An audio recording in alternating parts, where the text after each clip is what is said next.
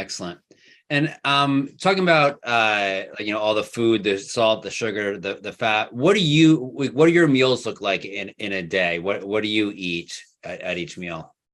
Great question, Michael. So I have a feeding window between, say, noon and 6 p.m.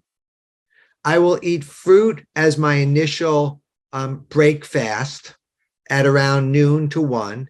And then in the middle of the afternoon, I will eat mono sprouts, either some pea sprouts or garbanzo bean sprouts or lentil sprouts. I really like them. They're chewy and they're filling.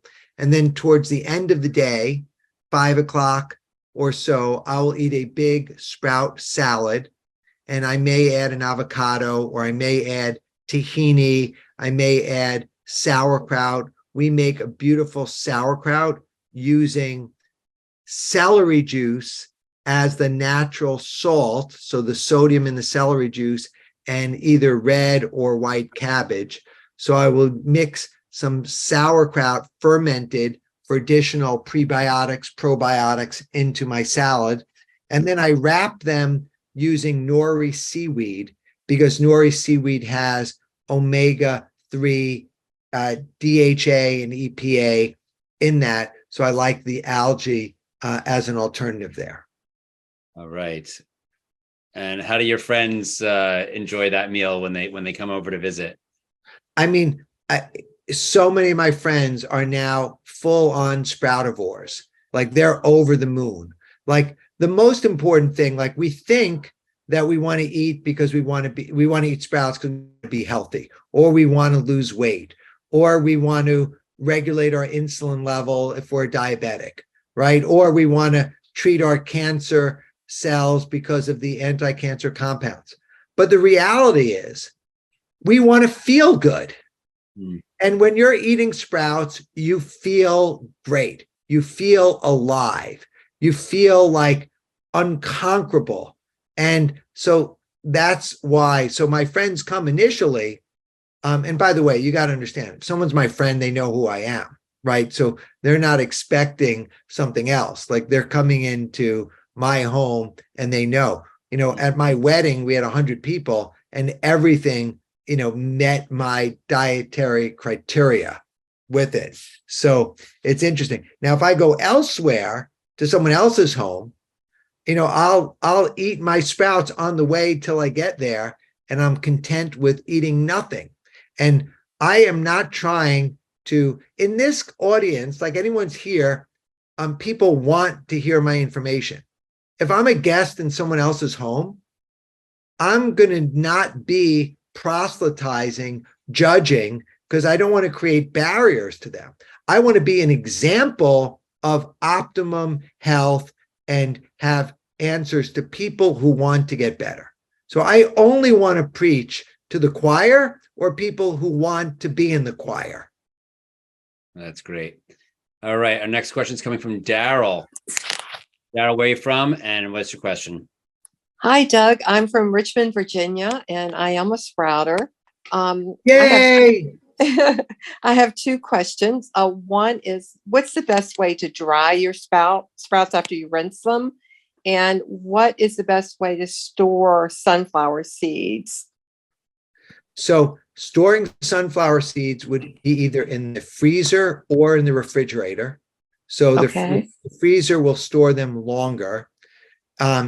And I would recommend washing them well before you sprout, because sunflower seeds could have a lot of soil or particle matter on the exterior part.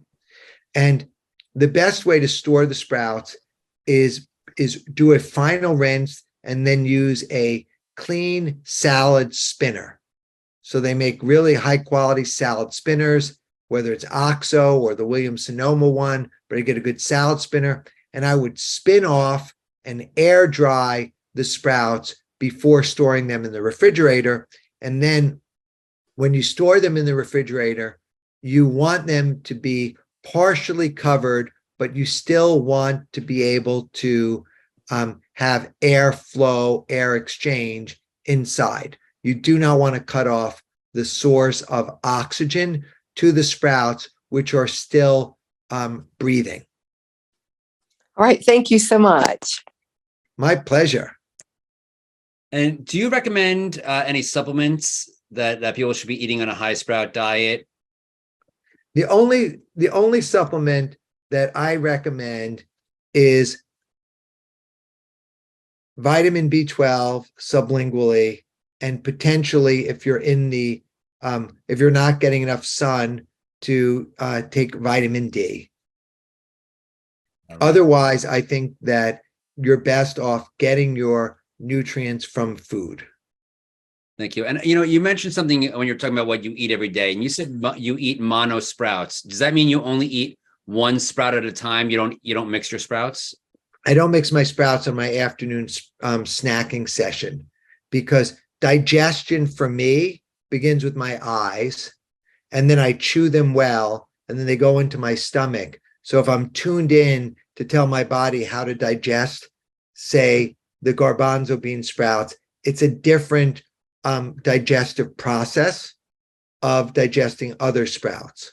When I'm eating the overall salad, I'm just relying on the genius of my digestive process to work it all out. But you will get much smoother digestion by doing one thing at a time. Okay, I'll have to try that. All right, our next question is coming from Leonard. Leonard, where are you from, and what is your question? Hi, I'm from Huntington Valley, Pennsylvania, and hello. Hey. I do quite a bit of sprouting with the jars. I was just curious. I know there's other ways to sprout things. Do you have any ideas on the different apparatuses that we can obtain? I know that some people might be sprouting out of a bag, or there might be different kinds of jar bowls or whatnot. But I tend to have always sprouted out of the jars. But I was curious if there was another way. Yeah, Leonard, I cover all those aforementioned sprouting techniques in the Sprout book. And where I've settled, and my preference is to use the jar method. Okay. Yeah. All right, great. Thanks. All right, Leonard, keep on sprouting. Yeah. All right. All right, and our next question is coming from Judy. Where are you from, and what is your question?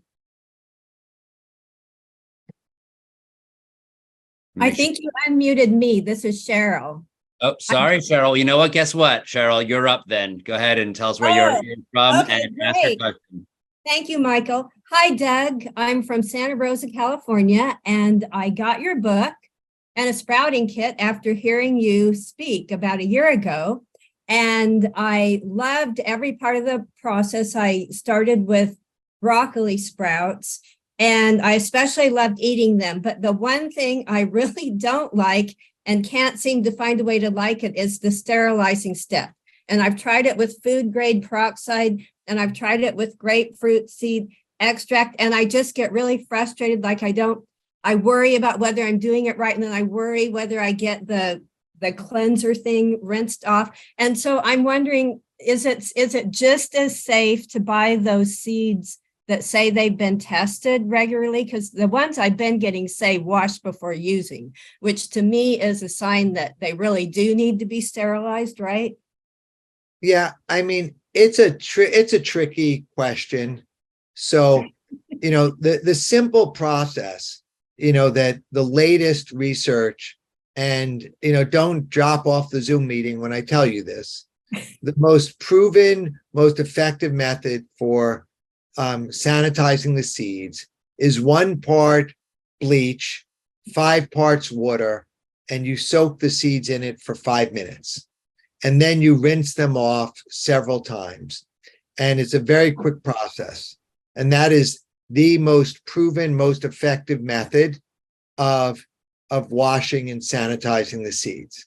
Now, that being said, seeds that have been tested for pathogens do not necessarily, they don't test every seed. They take a sample from a batch to test it, but there could be some other ones in that batch that may be contaminated. So But overall, I think fresh sprouting has been safe and that homegrown sprouts are safe.